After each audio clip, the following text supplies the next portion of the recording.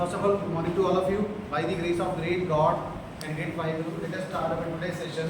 In the last lecture, we have discussed the vector product. We discussed the vector product, which is also called a cross product, which is written as a cross B.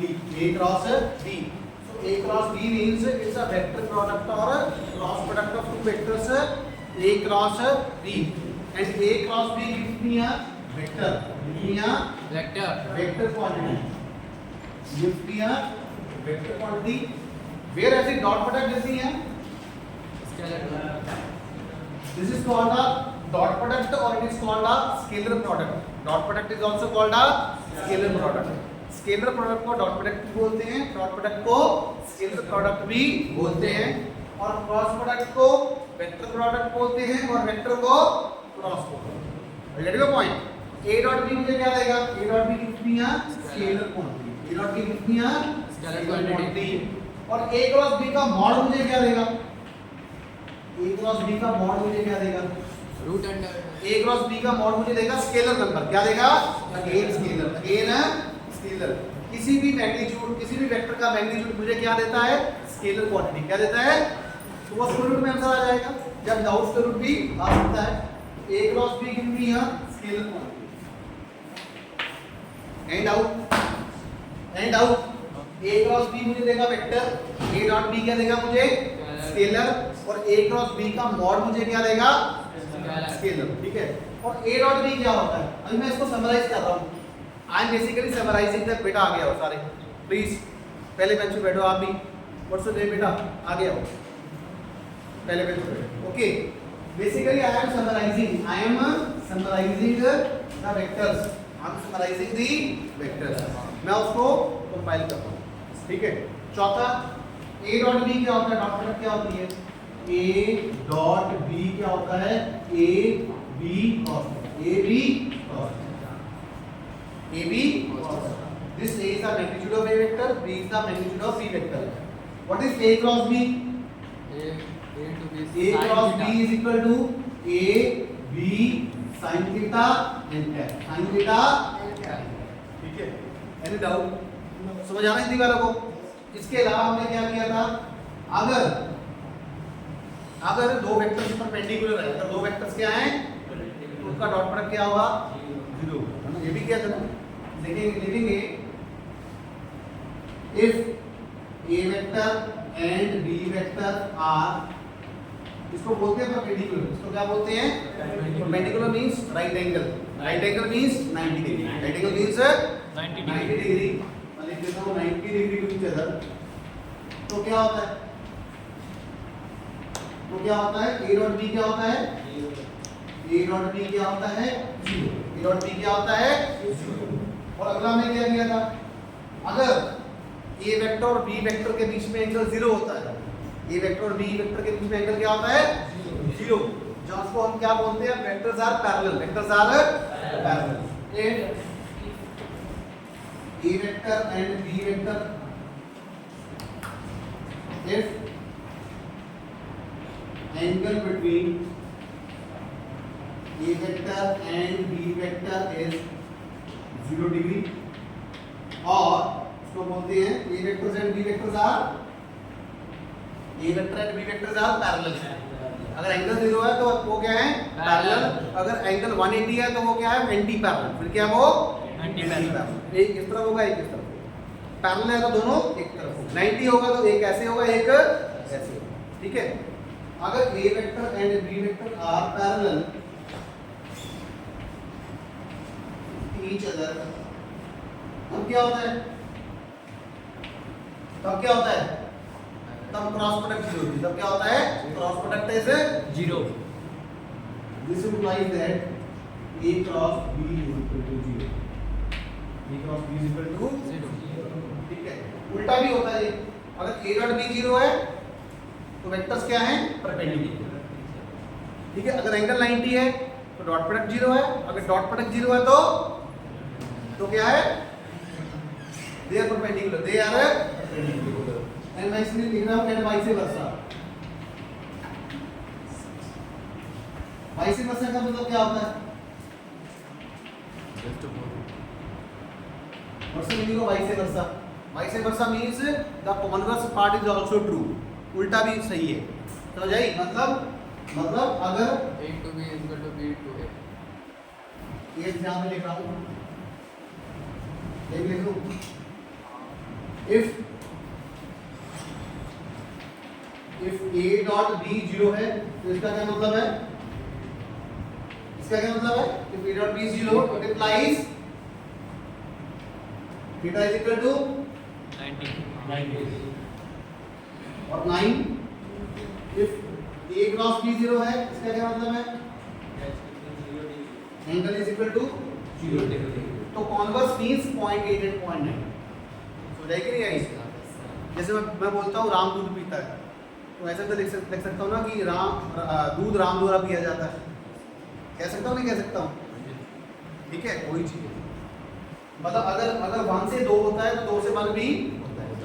सीढ़ियाँ अगर नीचे से ऊपर जा रही है तो ऊपर से नीचे भी जा रही है. वही बात है. पहले हमने लिख लिया ऊपर नीचे से ऊपर, बाद में लिख लिया ऊपर से नीचे. If the angle between the two vectors is 90, it means dot product is 0. Or if dot product is 0, then angle is 90. Similarly, if the angle is 0 degree or vectors are parallel, then cross product is 0. In other way, if cross product is 0, then vectors are parallel or angle is 0 degree. इसकी photo खींच लीजिए. These are the summaries. This is the summary of vectors. Summary of vectors. This is summary. This is a summary of vectors. Any doubt? Any doubt? No sir. जोर से बोलो any doubt? No sir. जोर से भाई any doubt? No sir. आगे करें? Yes sir.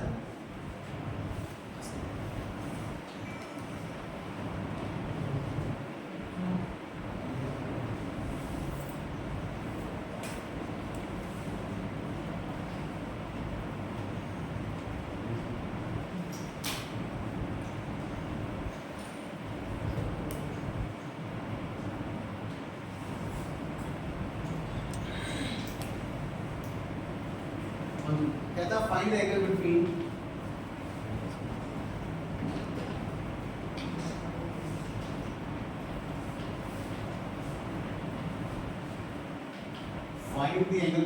A vector and B vector when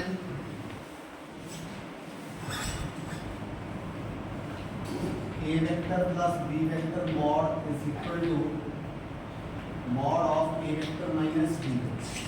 This is given. This is our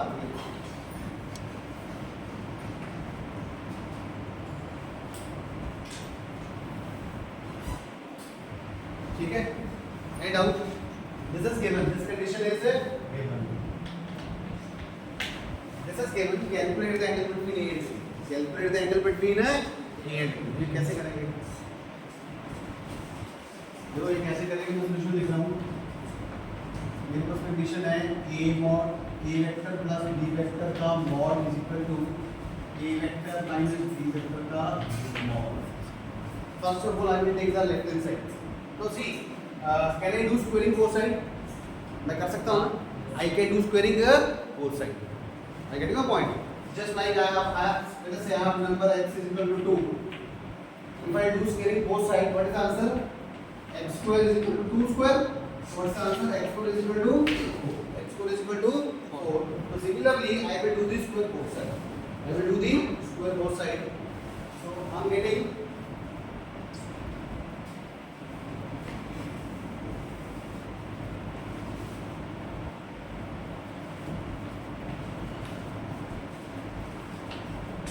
A vector plus B vector mod square is equal to A vector minus B vector mod square. Any doubt? Any doubt? No sir. दोनों तरफ square कर लिए तो फर्क पड़ा. No sir. So yes sir, any doubt? I have done squaring both side, so it hardly matters. It hardly matters. कोई फर्क नहीं पड़ेगा. ठीक है. Now I will solve the left hand side part. I will solve the left hand side part first, then I will solve the right hand side.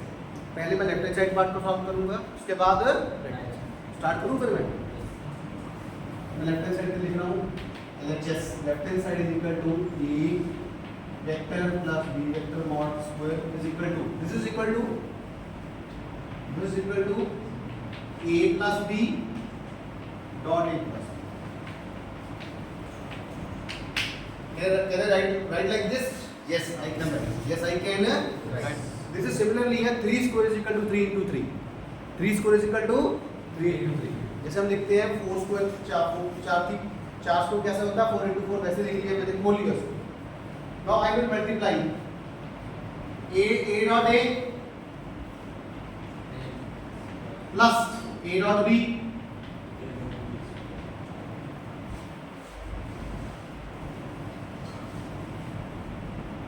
A dot B plus B dot A plus B dot B and out सही है. पहले मैंने एक vector को इससे multiply कर लिया इसके साथ कर लिया then I multiply B with A then I multiply B with the D. Now see I will apply the commutative property A dot B is equal to B dot A. A dot B is equal to B dot A. I will write this equation number 1. I will write here A dot B is equal to B dot A. Used to in 1. Used to in 1. So this is equal to A vector plus B vector over square. So equation 1 becomes we will use 2 and 1. We get. Yeah. A dot B is equal to क्या होता है? B dot A नहीं होता. This is the commutative property. This is the commutative. So कौन सी property है? This is the commutative property. Now I will apply this property in this equation. So the equation 1 becomes A dot A becomes A square. A dot A becomes A square plus this is A dot B. This B dot A becomes A dot B because B dot A is already equal to A dot A. समझ आ गया? This becomes A dot B plus B square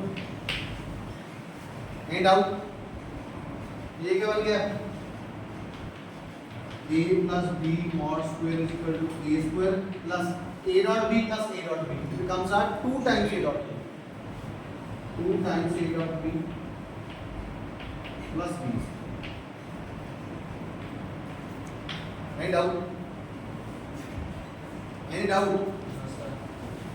Now I will solve the right hand side. I will solve the right hand side. Okay. So similarly, right hand side. अच्छा समझ आया? समझ आ गया? ये B dot A क्या बन गया? B dot B बन गया. जैसे मैं बोलता हूँ 2 into 3 क्या होता है? 6. तो 3 into 2 कितना होया? मुझे 6 ही हुआ ना? उसका दूसरा स्टेप जो कैसे होता है? कौन सा ये वाला? हाँ. ये प्रॉपर्टी मैंने लास्ट लेक्चर में नहीं करवाई है पिछले लेक्चर में कि दो वेक्टर्स को क्या होते हैं कॉम्यूटेटिव बट क्रॉस प्रोडक्ट में कॉम्यूटेटिव नहीं होते. A डॉट B क्या होता है? B डॉट A की इक्वल होता है. A dot B is equal to B dot A but A cross B is not equal to B cross A. Okay. So I'm using this B dot A becomes A dot B. ठीक है. अब ये right hand side इस mod of A vector minus B vector square is equal to A vector minus B vector dot A vector minus B vector. ये भी ऐसे होगा. Similarly A dot A square. A dot A square minus A dot B minus B dot A. The minus plus becomes B square. Again I will apply this property. A dot B is equal to B dot A. A dot B is equal to B dot A. और B dot A is equal to A dot B. One same thing. तो ये आ गया A square plus B square minus A dot B. Sorry, minus A dot B minus A dot B. This B dot A becomes A dot B. This B dot A becomes A dot B. So what's the answer? I have A square plus B square minus 2A dot B. Take it out. Question 4. This is equal to A minus B. Now I can use equation number 3 and 4 in this equation. I can use this equation and this equation in this equation. Okay? कर सकता हूँ नहीं कर सकता हूँ? कर सकता हूँ. तो मैं इसको यूज करता हूँ. I will use this.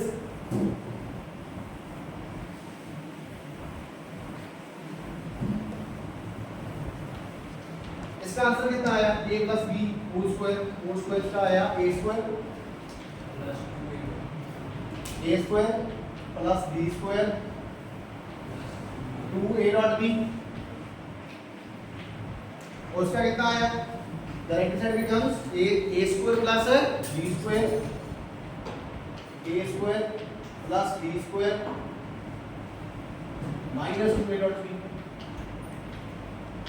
ये कैंसिल हो गया. a स्क्वायर से स्क्वायर क्या हो गया? कैंसिल. b स्क्वायर के साथ b स्क्वायर क्या हो गया? Cancel. What I have left? I have left 2a dot b is equal to minus 2a dot b. Okay, take this term into the left hand side. So I am getting 2a dot b plus 2a dot b is equal to 0. Is equal to 0. It becomes 4 times a dot b is equal to 0. इसका मतलब क्या आया? a dot b is equal to 0. अगर दो vectors की if the dot product of two vectors is 0, what does this mean? इसका मतलब क्या होता है? Vectors are perpendicular. Vectors are तो एंगल कितना आया? So theta is equal to 90 degree और pi by 2 का आंसर. समझ आया? समझ आया कि नहीं आया? या इसको ऐसे भी लिख सकते हैं a dot b 0 मतलब a dot b means it becomes ab cos theta. तो ये आ गया cos theta 0. तो cos theta कब 0 होता है? cos theta 0 at 90. At 90. Cos 90 is any doubt? Sending Sylvester वो हो गया? आपका हो गया? समझ आया भी सबको? Any doubt? अगर किसी भी दो वेक्टर्स की डॉट प्रोडक्ट 0 होती है तो वो वेक्टर्स क्या होते हैं? 90 डिग्री. क्या होते हैं? परपेंडिकुलर. अगर क्रॉस प्रोडक्ट 0 होती है, if the cross product is 0, then the vectors are parallel or theta is equal to 0 degree. If the dot product is 0, then the vectors are perpendicular. Vectors are this is the most important. You push it. You can take the picture of this.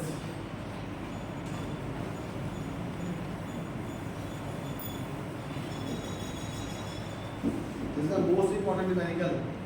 A plus b mod is equal to minus is equal to a minus b mod. What is the angle between a and b?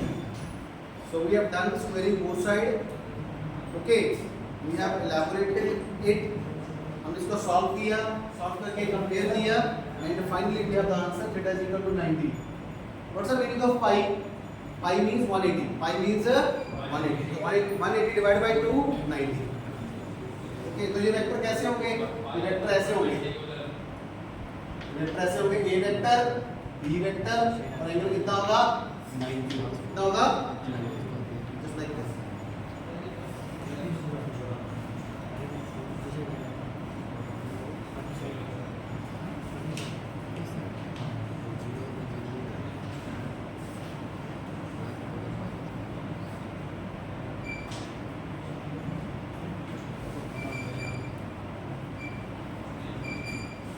Okay. 4ab 1 पर एक बार बताइए. ये 2 और 2 4 बन गए. ये 4 बाद में डिनोमिनेटर में चला गया 0/4 तो क्या बचा हमारे पास? a dot b is equal to 0. a dot b 0 का मतलब क्या है? ab cos theta is equal to 0. तो दिस implies a और b तो 0 हो नहीं सकते. तो cos theta is equal to 0. cos theta 0 means cos कब 0 होता है? theta is 90. theta is 90. theta 90 पे जब theta 90 होगा तब cos theta क्या होता है? 0. Or we can apply simply the property. What is the property? If the dot product is 0, then the angle is 90. Angle is 90. तो ये न्यूमेरिकल पूछा जाता है कि solve this न्यूमेरिकल. ये वेक्टर्स का निचोड़ है. Okay. So this is the end of the part 1. Now today will start the what is force. What is force? Force क्या होती है? What is force?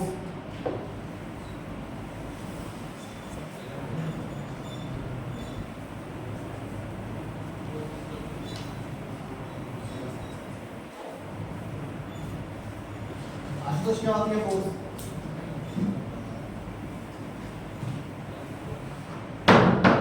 What is force? What is force?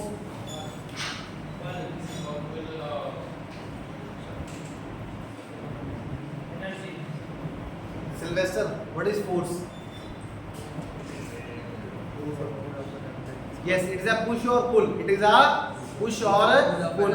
जिससे कोई भी motion, we can start the motion or we can stop the motion. We can start.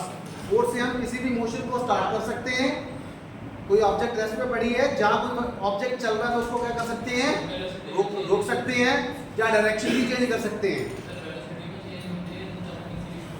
ठीक है, तो velocity change होगी ना. जब कोई ऑब्जेक्ट रेस्ट पे है तो जब उस पे फोर्स लगाई हमने तो वेलोसिटी ऑटोमेटिकली जीरो है. पहले जीरो थी, अब उसकी वेलोसिटी होगी. तो please write the definition. What is force? कि फोर्स इज अ पुश और पुल. फोर्स में भी defined as Force may be defined as push or pull. आगे आ जाओ, पंखे के नीचे आ जाओ. Force may be defined as push or pull. Push or pull. Push का मतलब क्या होता है? धक्का मारना. Pull का मतलब क्या होता है? खींचना. Push or pull. Of an object. Push. Push or pull. Force is a push or pull which produces Force is a push or pull. Force is a push or pull which produces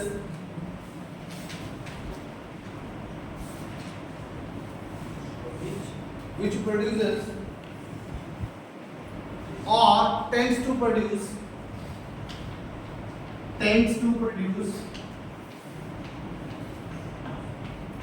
which produces or tends to produce. Force is a push or pull which produces or tends to produce, comma, stops or tends to stop the motion of a body. Stop or tends to stop the motion of a body. Tends to stop. The motion of a body. To stop the motion of body. Motion of the body. TENDS, tends. TENDS ये लिखा हुआ है. Tends to produce or tends to stop the motion of a body. So simply we can say it's a push or pull. It is a push or pull. किसी भी object को, वस्तु को खींचना, जब धक्का मारना, जिससे अगर वो रेस्ट पे है तो चल पड़े, अगर चल रही है तो रुक जाए. उसको क्या बोलते हैं? Force. Can you give me the finest example? Example बता सकता है फोर्स की? What are the examples? Yes. Sir, अगर कोई बॉल रेस्ट में है, Yes. अपने बैट से हिट किया. Yes, वो भी फोर्स हो गया. Like a football. We kick the football. That is a force. We stop the football. That is also a force. So please write an example. Examples are to move a football or stop a football. To move a ball or football or stop the ball. To move or stop the football. बस ऐसे लिख दो. To move or stop the football. ये भी कौन सी example हो गई?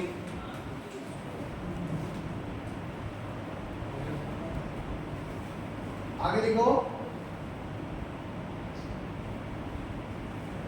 To change the direction of motion. इसे डायरेक्शन भी चेंज कर सकते हैं. To change the direction of motion of a body. अगर कोई ऑब्जेक्ट सीधा जा रहा है, उसकी डायरेक्शन चेंज करनी है तो क्या लगानी पड़ेगी? फोर्स लगाएंगे. सीधा जो तभी तो जाएगी. To change the direction of motion of a body. To change the direction of motion of a body, we need a force. We need a force.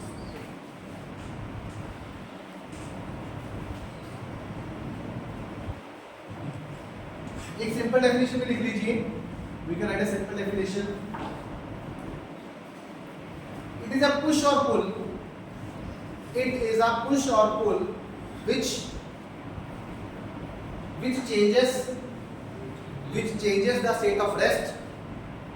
Right, Mr. Sylvester, please write. Which changes the state of rest. State of rest का मतलब क्या है? What's the meaning of state of rest? कोई भी object अगर रुकी हुई है, जैसे ये डेस्क पड़ा है, कोई बॉल फुटबॉल पड़ी है, तो उसकी क्या पोजीशन है?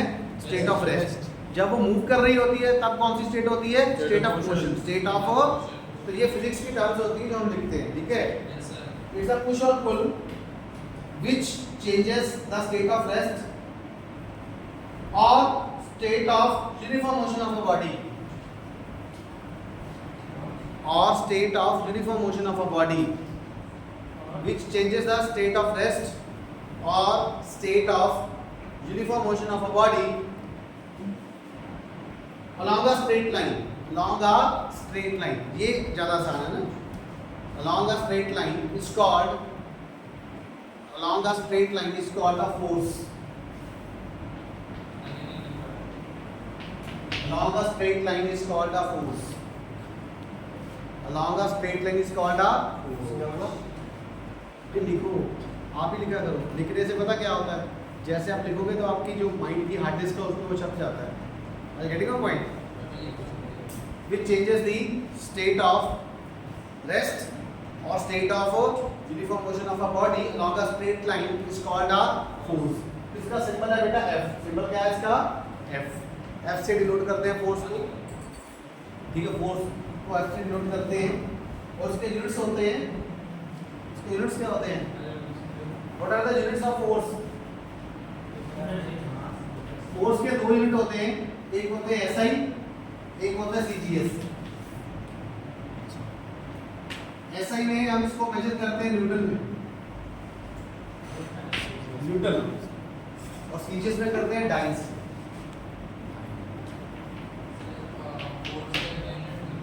न्यूटन और डाइस। अब न्यूटन का मतलब क्या होता है? न्यूटन का मतलब होता है kilogram metre per second square, ठीक है? कैसे आता है? वैसे आता है F is equal to ma. This is the Newton's second law. This is the Newton's second law. So mass equal to acceleration. What's the dimensional formula of m? What's the dimensional formula of acceleration? At minus 2. At minus 2. So this is the dimensional formula of force. At minus 2. From here we can take the units of force. तो इसके ऐसे unit क्या हो गए? मास का क्या हो गया?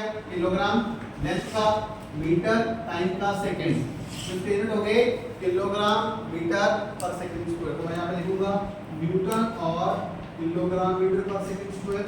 तो टाइम्स पे क्या आ गया? Gram centimetre per second square. तो ये आ गया gram centimetre per second. I mean to say 1 kilogram metre per second square is equal to 1 newton, और न्यूटन को लिखते हैं n से 1 न्यूटन। इसका मतलब क्या हो गया? 1 ग्राम सेंटीमीटर पर सेकंड स्क्वायर किसके इक्वल आया? 1 टाइम्स। तो इतना बड़ा लिखना इतना बड़ा लिखना बहुत मुश्किल है, लेकिन छोटा लिखना क्या है? बहुत ज़्यादा आसान। जैसे मैं बोलता हूँ आपको 10 kilogram metre per second square, इसका मतलब क्या है? 10 न्यूटन। इसका क्या मतलब है? जैसे मैं लिखता हूँ आपको 10 kg metre per second square, तो इसका मतलब हुआ 10 न्यूटन। इसका मतलब क्या हुआ? न्यूटन। 10 न्यूटन। यहाँ तो इधर 10 अभी आपका जो हम अपलिफ्ट कर रहे हैं, ठीक है? समझ आएगी नहीं आई? अपनी दूसरी सीढ़ी पे आ चुके हैं, तीसरी पे। पहला यूनिट से डायमेंशंस, फिर वेक्टर्स, अब फोर्स, ठीक है? अब फोर्स को वेक्टर्स की आगे एप्लीकेशन आएगी, कैसे हम इसको यूज करते हैं, ठीक है? कैसे हम कंपोनेंट को डिवाइड करते हैं। तो क्या आ गया? 10 न्यूटन। क्या आ गया? 10 newton. And 1 newton is equal to होता है 10 to the power 5 times. 1 newton is equal to 10 to the power 5 times. अगर न्यूटन को टाइम में कन्वर्ट करना है तो multiply by 10 to the power 5, time को न्यूटन में कन्वर्ट करना है तो divide by 10 to the power 5। ये आपको ध्यान रखना। Newton 1 newton is equal to 10 to the power 5 और टाइम। ये 1 Newton is equal to 10 to the power 5 time. Or okay, if you want to convert Newton into dyne, multiply by the factor 10 to the power 5. If you want to convert dyne into Newton, divide by the factor 10 to the power 5. तो ये आपने करना है, ठीक है। ये पूछते हैं 1 newton is equal to how much times, ठीक है। और with the dimension with the help of dimensional analysis इस रिलेशन को हम वेरीफाई भी कर सकते हैं। ये कई बार क्वेश्चन ऐसे आता है 1 newton is equal to dash times, कौन सा क्या आएगा, और 1 joule is equal to dash ergs, हमने क्लास में किया था, कितना होता है 1 जूल, ये एनर्जी का यूनिट होता है joule, these are the units of energy, ये होता है 10 to the power 7, 10 to the power 7, 10 to the power 7, okay. ये न्यूमेरिकल है, ये आपने खुद you have to do by yourself by the help of dimensional analysis. One prove that 1 Newton is equal to how much times. This is a numerical that you have to do by yourself. Convert 1 Newton into times, or 1 Newton is equal to dash times. ज्यादा मैंने आपको करवाया था, मैंने आपको कैसे करवाया था, M1, L1, T1, M2, L2, T2, याद है कुछ? Yes sir. तो वैसे सॉल्व करना, you have to solve by this method. So let's do you remember it? N2 is equal to N1 into M1 by M2 to the power A, L1 by L2 to the power B, T1 by T2 to the power C. You have to apply that formula and solve it. 1 Newton is equal to how much times? And the answer would be 10 to the power 5 times. 10 to the power 5. भाई हिंदी वाले को समझ आ रहा है? Yes sir. समझ आ रहा है हिंदी वालों को? अब बात करते हैं रिजल्टेंट फोर्स। रिजल्टेंट फोर्स क्या होती है? What is the meaning of resultant force? Resultant force, what's the meaning of resultant force? What's the meaning of resultant?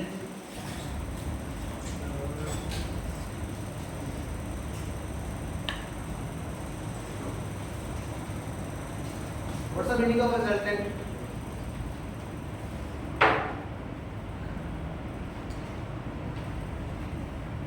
Resultant का मतलब क्या होता है?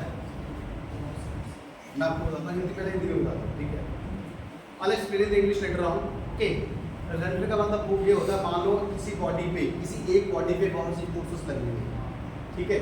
किसी एक बॉडी पे बहुत सी फोर्सेस लग रही है, मान लो 10 फोर्स लग रही है या 5 लग रही है, कोई भी नंबर हो सकता है, ठीक है? वो सारी फोर्सेस मिला के जो इफेक्ट प्रोड्यूस करेंगी, अगर कोई एक फोर्स वैसा इफेक्ट प्रोड्यूस कर दे तो उसको फोर्स को क्या बोलते हैं? रिजल्टेंट। आम भाषा में मैं आपको ऐसा बोलता हूँ कि 10 लड़के मिलके जो एक काम कर ले, उस 10 लड़कों के बराबर कोई अगर कोई अकेला लड़का वो काम कर दे तो उस लड़के को हम क्या कहेंगे? रिजल्टेंट। क्या बोलेंगे? रिजल्टेंट। समझ आया कि नहीं आया? हिंदी में इसका मतलब ये है कि अगर 10 लड़के मिलके जितना खाना खाते हैं, अगर एक लड़का उतना खाना अकेले ही खा जाए तो उसका मतलब क्या हो गया? वो क्या हो गया? रिजल्टेंट हो गया। क्या हो गया? अब इस कॉन्सेप्ट को अप्लाई करो फिजिक्स पे। जितनी भी नंबर ऑफ फोर्सेस एक्ट कर रही है बॉडी पे, उन सबका जो कंबाइंड इफेक्ट है, वो कंबाइंड इफेक्ट एक सिंगल फोर्स वैसा इफेक्ट प्रोड्यूस कर दे तो उस फोर्स को क्या कहते हैं? Resultant force. Now I'll translate into the English. Let us I'll give the example of the daily life. Let us suppose that we have 10 number of students, and whatever the food that 10 boys take, only the single boy take the single only the single boy can take all the food, can eat all the food. So that can be taken as a resultant. That can be taken as a resultant. Now apply this concept to the physics. Let us say we have an object, and on an object there are number of forces which are acting on it. So whatever the effect of all the forces, combined effect of all the forces, the same effect was produced by the single force. Then that single force is called a resultant force. Are you getting my point? So please write this. समझ आ गया आपको? Are you getting my point? जितना 10 बंदे मिलके खाना खाएंगे वो अकेला खाएगा, मतलब 10 का जितना इफेक्ट हुआ उस अकेले का वो सिंगल सारा इफेक्ट क्या कर देगा? प्रोड्यूस कर देगा। तो please right this. If a number of forces, लिखो बेटा, if a number of forces acting simultaneously the number of forces acting simultaneously. What's the meaning of simultaneously? Simultaneously means at a same time. Simultaneously means at a same time. At a same time. उसी समय पे. ऐसा नहीं है कि कोई अभी कर रहा है, कोई 10 मिनट बाद कर रहा है, ऐसा नहीं है. सेम टाइम मीन्स 7:05 10 सेकंड तो 7:05 10 सेकंड है. At the exact time, at the same time, at the same point of time. If the number of forces are acting simultaneously on a body, if the number of forces acting simultaneously on a body or oblique object, body को object भी बोल सकते हैं. If the number of forces acting simultaneously on a body, then comma, then a single force,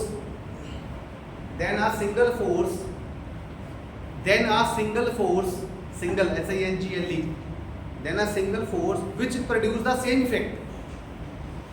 Then a single force which produces the same effect. इसको underline कीजिए. Which produces the same effect as is done by the forces together. As is done by forces together. So this is called a resultant force. Resultant force is a single force which produces the same effect as is done by all the forces together. मतलब जितने 10 बंदे मिलकर काम कर रहे हैं वो अकेला बंदा उतना काम कर रहे हैं. जैसे भीम था, बहुत ताकतवर था ना, तो जब 10 बंदे मिलकर जितना पत्थर उठाएंगे वो अकेले उठा देगा. तो क्या काम कर रहा था? रिजल्टेंट का काम करता है. ठीक है, सभी फोर्सेस का सम, इसको बोल सकते हैं सभी फोर्सेस का सम. जितनी भी फोर्सेस मिलकर जो काम करेगी वो एक सिंगल फोर्स काम कर देगी, और that single force is called a resultant force. आपको समझ आ रहा है? खाने वाला एग्जांपल समझ आएगा नहीं आया? ठीक है, अब आगे लिखो, नोट लिखो. Force is a vector quantity.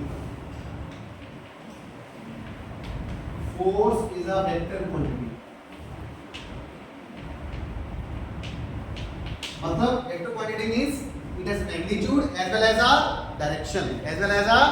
Direction. मान लीजिए मेरे पास ऑब्जेक्ट है, अगर मैं उस ऑब्जेक्ट को इस डायरेक्शन में फोर्स लगा रहा हूं तो मूव भी किस डायरेक्शन में होगी? इसी डायरेक्शन में होगी, पिछली डायरेक्शन में नहीं आएगी. I get the point. if I'm applying the force on this object in this direction, then the change will be occur in this direction, not in the backward direction. Okay, so it is a directional dependent. That is why it is called a vector quantity. Magnitude as well as a direction. Okay, next. So we will apply a vector algebra. So we will apply the laws of, please write, force is a vector quantity. So we will apply the laws of vector algebra. इसी के साथ लिख लो. So we will apply the laws of vector algebra. Vector algebra का कानून लगेगा इस पे. क्या लगेगा? जैसे आप कहीं देश चेंज करते हो, अगर आप मान लो इराक में हो तो वहां पे इंडिया का कानून लगेगा, इराक का लगेगा? यूएस में हो तो यूएस का कानून लगेगा. इसलिए वेक्टर पे किसका लॉ लगेगा? वेक्टर का लगेगा या स्केलर का लगेगा? वेक्टर का. स्केलर का स्केलर पे लगेगा, वेक्टर का वेक्टर पे लगेगा. Okay, force is a vector quantity. So we will apply the laws of vector algebra.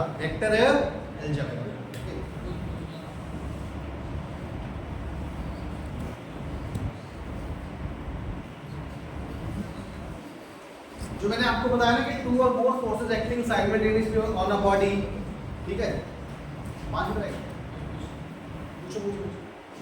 What if we put any subject on any object and it's not goes forward, it's coming back.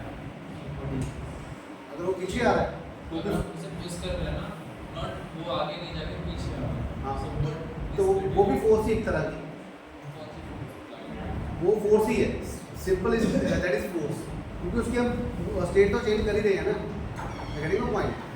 वो force forward भी हो सकती है, backward भी हो सकती है, but simply that is also a force, that is also a force because we are changing the state. ठीक है, force means from rest to motion और motion to rest. Single word में बताऊंगा यार, रेस्ट से मोशन में लेके जाना और मोशन से रेस्ट में लगाने के लिए जिस चीज की जरूरत होती है उसको क्या बोलते हैं, फोर्स बोलते हैं।